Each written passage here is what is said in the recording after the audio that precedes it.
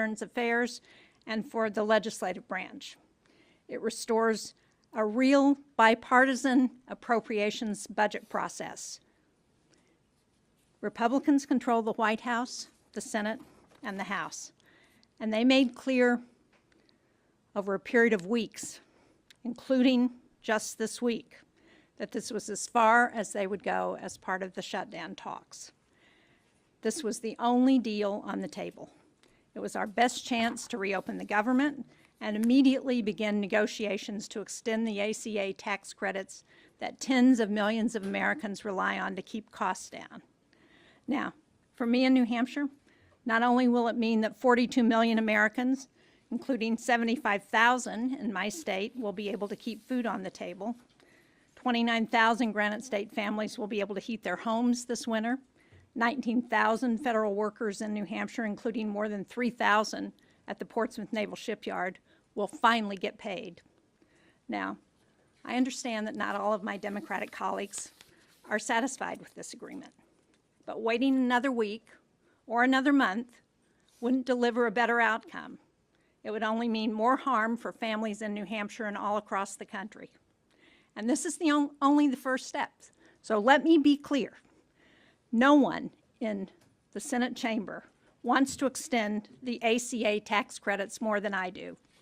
I introduced that legislation in 2019. I fought successfully to pass it in 2021 and 2023, and I am 100% committed to getting this done.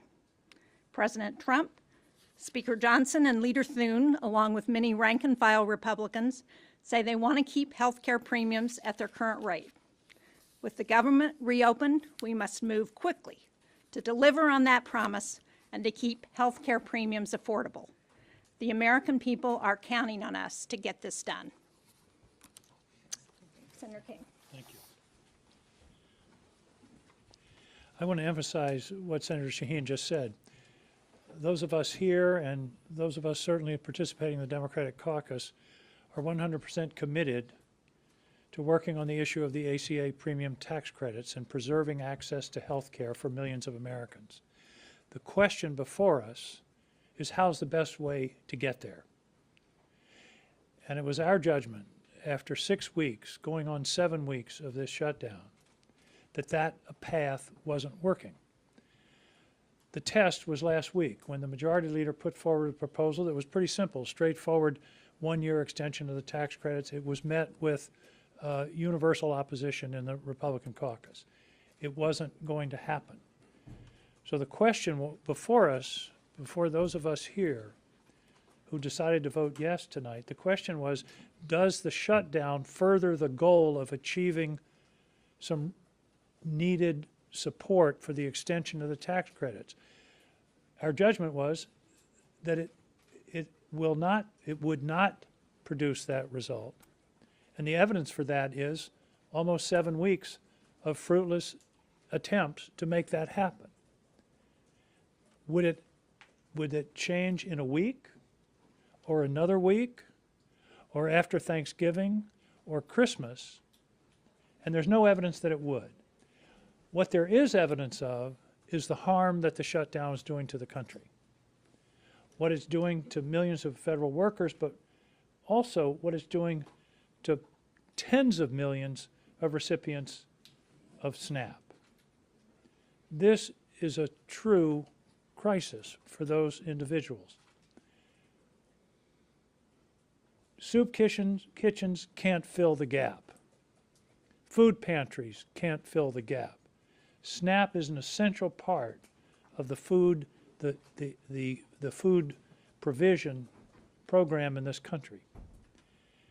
And so we were faced with a strategy or a series of steps that wasn't working to achieve the goal we wanted with regard to the ACA, but it was at the same time creating hardship and difficulty for millions of people across this country.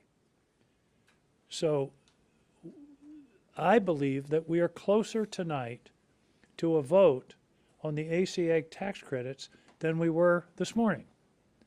Because part of this agreement, and you heard the majority leader on the floor today say he is committed to putting a bill on the floor before the second week in December that would be drafted by the Democrats concerning health care and the ACA. That is a big step, because otherwise there's no way for the minority to get a bill onto the floor of the U.S. Senate. It has to be through the office of the majority leader. So that was a major step to get the majority leader to agree to make that commitment tonight on the Senate floor. So the sum is we are closer to the possibility of work on the ACA tax credits for the people of this country than we were yesterday and than we were a week ago, 2 weeks ago, or a month ago. So this agreement tonight is a win for the American people. And it's a win for those people that are so insistent, that I'm hearing from all the time, protect our health care. Our judgment is the best way to do that is to get a bill on the floor. Is there a guarantee it will pass? No. Is it a guarantee it will pass in the House? There is actually some very strong interest in the House, a possibility of a bipartisan bill and to get a discharge petition, and then perhaps we're on the way. And we have that expression from Republican senators who are interested in working on a bill that will deal with the ACA issue and perhaps additional health care issues at the same time. So what happened tonight is not the closing of a chapter, it's the opening of an opportunity. What the chapter it does close is the damaging shutdown that is only getting worse, that is only going to impact more and more people, and it's an opportunity for us to move forward on behalf of all of the people of this country on the issue of health care, but also on making the federal government function. Thank you.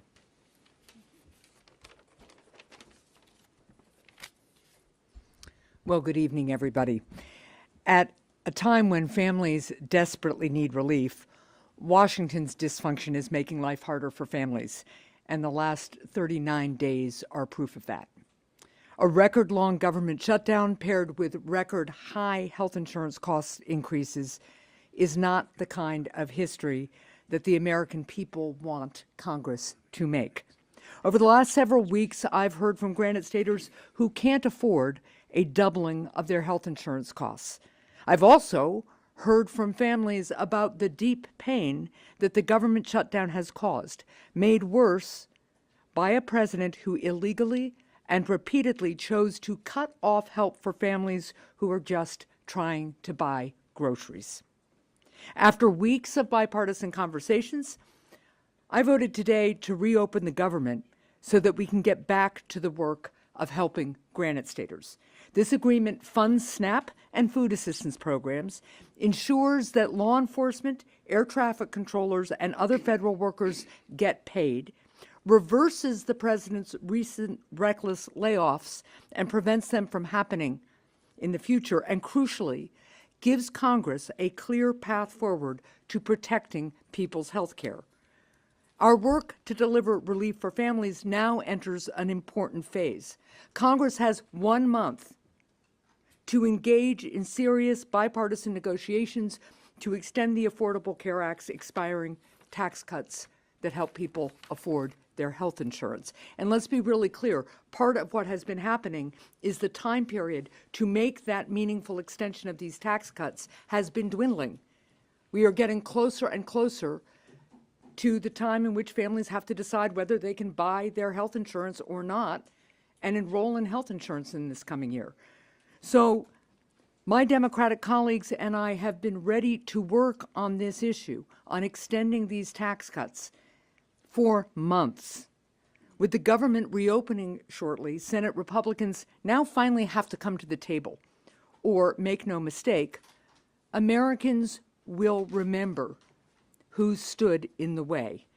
So I urge Speaker Johnson to finally return the House of Representatives into session and quickly reopen the government.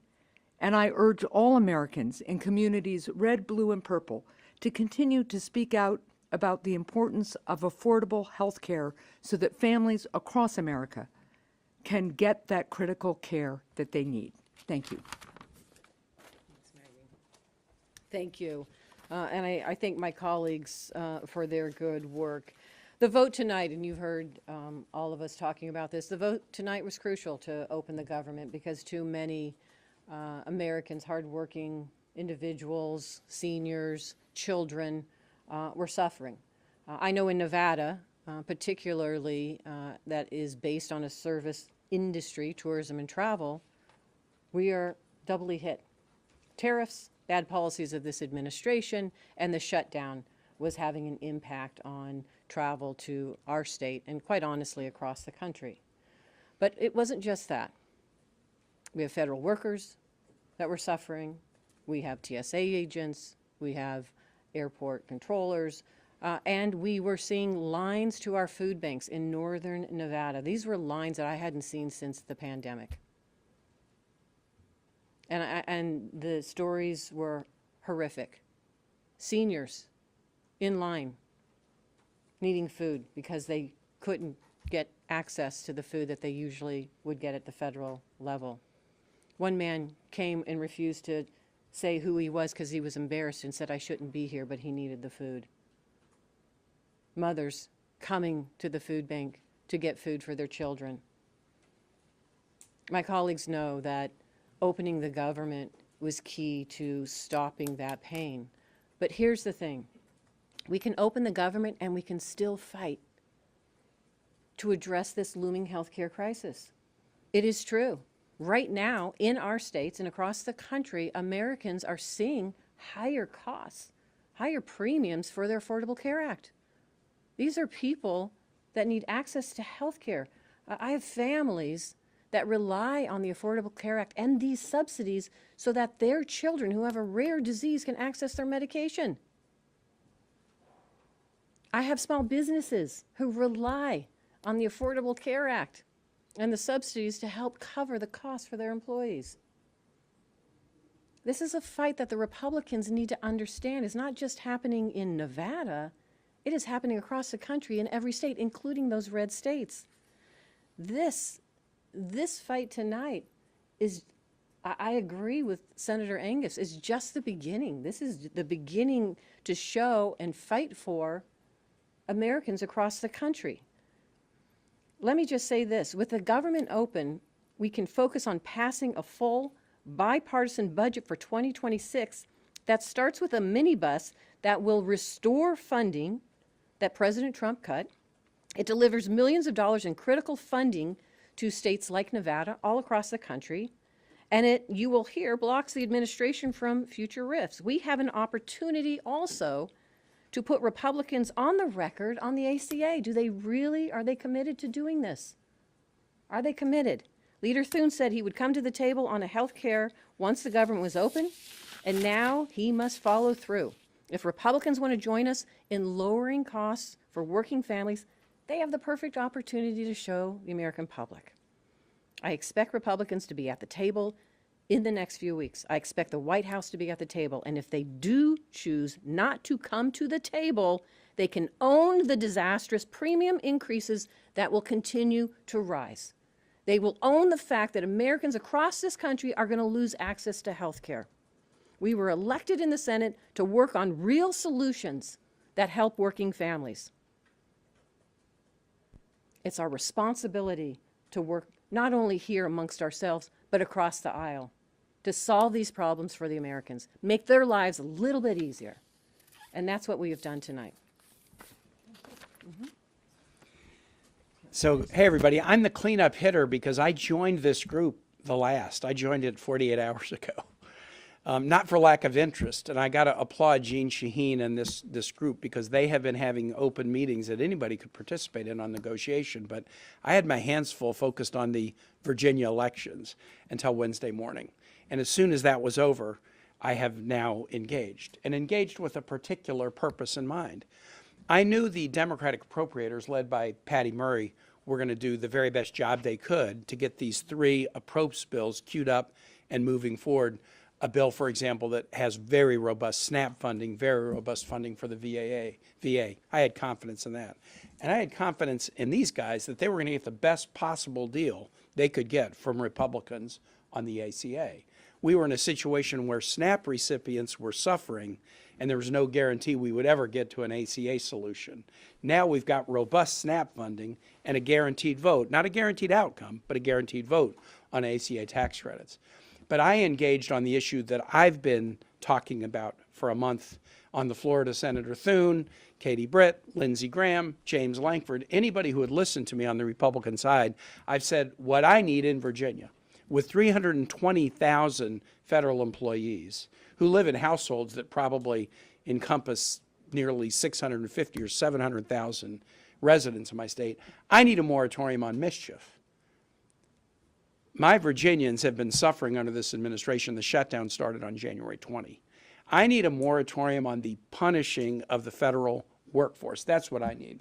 And so I joined this group to make sure that we could get important protections for federal employees. And what we have in this bill is the restoration of all the furloughed employees and a guarantee of their back pay, the restoration of all RIFT employees who got RIFT after October 1 with all of their back pay, and a guarantee of no RIFs. No RIFs going forward. 2 million federal workers, not just my 300,000, 2 million federal workers who are not uniform military now have a guarantee of no RIFs going forward. So they don't have to go into the holiday season with anxiety about what's going to show up on their email one morning at 5:30 a.m. That's a big win for 2 million federal employees, and added together with these other ingredients of robust appropriations bills and a guaranteed path forward to vote on fixing the ACA, that made me sign on and say, yes, we can do it. I had a number of Republicans on the floor tonight said, we were amazed that you got that no RIF guarantee in there. And I'm glad that we did, and we all worked so hard on it together, and I have huge respect for my colleagues who made this happen. Thanks. Senator, you say you're fighting on the Affordable Care Act, but what do you say to your colleagues who say this isn't a fight, this is a capitulation? You're putting together, you're agreeing to a vote on a bill that it almost certainly will not become law, and you're allowing that to happen. Well, first of all, there was, as long as the government shut down, the clear statement from Senator Thune and the Republican majority, and they control the Senate, the House, the White House, was we will not talk about health care with you. So there was no vote that we were going to get on the Affordable Care Act, premium tax credits. We have a guaranteed vote by a guaranteed date on a bill that we will write. Not that the Republicans will write, although I do think it's important for us to engage with them, because we need a bipartisan bill that we know is going to get enacted to provide the relief that Americans need. And I think there's a commitment on the part of many of our colleagues to do that. But there's no guarantee this will become law. There was never a guarantee that it would become law. Well, just to follow up on that, Senator, because we understand that this vote will happen, but a vote on the extending the tax credits, it does not guarantee that it's going to happen. So how do you explain, though, to your constituents why it was worth it to put up this fight for so long when in the end you did not get your key demand? Because it wasn't working. How long would it take to not get a response to say it isn't working? In other words, it's been 6 weeks. There's been the Republicans made it clear they weren't going to discuss the health care issue, the Affordable Care Act tax credits, until the shutdown was over. We tried to keep working that for 6 weeks. It didn't happen. The vote that we have, there's not a guarantee for sure. It's more of a guarantee. Here's the way I would put it. As I assessed it, there was zero chance of dealing with the ACA issue as long as the shutdown continued. Now, I don't know, 50-50, but there's a lot better chance now than there was this morning, because nothing was happening, and there was no evidence that another week or another 2 weeks or Thanksgiving or Christmas was suddenly the Republicans were to come to us and say, oh, we want to now talk about the ACA. If they weren't going to do it by now, what's going to change in the next 2 weeks that's going to make them do it? And that was really the assessment. Again, I would say, right, as of this morning, there was a zero chance of having a work on the ACA. Now there's a a measurable chance. Will it be everything that everybody wanted? No, because we need 60 votes. And so there's going to be a negotiation. But Republicans have already started saying, well, here, if you did this or did that, maybe we can get there. So I would take a reasonable chance against no chance every day. And that's, and the other piece is, we didn't really emphasize this, there are 3 important appropriations bills in this that would lock in SNAP for the rest of the year at a very substantial rate. Plus other benefits, veterans funding is guaranteed if we can get these 3 bills through. So there's a plus on that. And I think the odds are that we have a better chance of doing something about the ACA than we did not going into this. At some point, you have to decide, what is the best strategic step forward. And we believe that the evidence is that what we were doing wasn't working, and therefore, let's try something else. And the real question is, why would a president of the United States pit hungry children against sick children? And that is what President Trump has done. I mean, this is outrageous. We can't reach agreement on government funding, so the government shuts down, and even though the law is clear that he could fund SNAP benefits during the shutdown, he did not. And then he also said, and by the way, I don't really care if people's health insurance premiums get so high they can't afford their care. That's on Donald Trump. My vote today was to do 2 things, both equally morally important and imperative. One is to make sure that the government is functioning so that our kids eat, so that our elderly citizens eat, so that our air traffic controllers can get some sleep and earn money, get paid while they are working, so that our veterans are protected, and continue the fight to a realistic platform to get the premium tax cuts done. And if that is not successful, then shame on the Republican Party and shame on Donald Trump. But the American people will see who stands with them on health care and who does not. And that will be the platform of the next stage of the fight. I hope we can find bipartisan agreement on an extension of those premium tax credits. In New Hampshire, couples who are 60 years old or so, earning $85,000 a year, are seeing like a $15,000 increase in their insurance premiums. This has to get fixed. And we have about a month to do it before the harm gets to be irreparable. And again, if the Republicans can't come to the table and do something reasonable on this and make sure that people can afford their health care and that the whole private commercial market also doesn't see skyrocketing increases, then shame on them. Senator Sheen, what do you say to the millions of Americans who are already in the Obamacare exchanges, seeing premiums skyrocketed, who were hoping because of what you all said that they would get answers on what their premiums would be now, but have to wait weeks longer since you've decided to open the government without immediate action on the subsidies? Well, as Senator Hassan said so well, the Republicans weren't providing any commitment or even a willingness to vote or a willingness to discuss extending the premium tax credits. We have the opportunity to do that now, and we will hold their feet to the fire. And just quick, most of us up here in the group of 8 that voted for this tonight have voted repeatedly with the Democratic strategy of we're not opening and we want you to take action on the ACA tax credit. But after 40 days, it wasn't going to work. So here we are in a situation, and this was the reality. SNAP recipients suffering, nothing happening on ACA.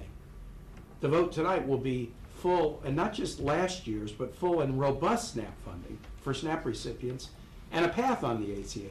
So from suffering and no path, we've now got robust benefits and a path. And that's what we tell our constituents. Senator, if I could just ask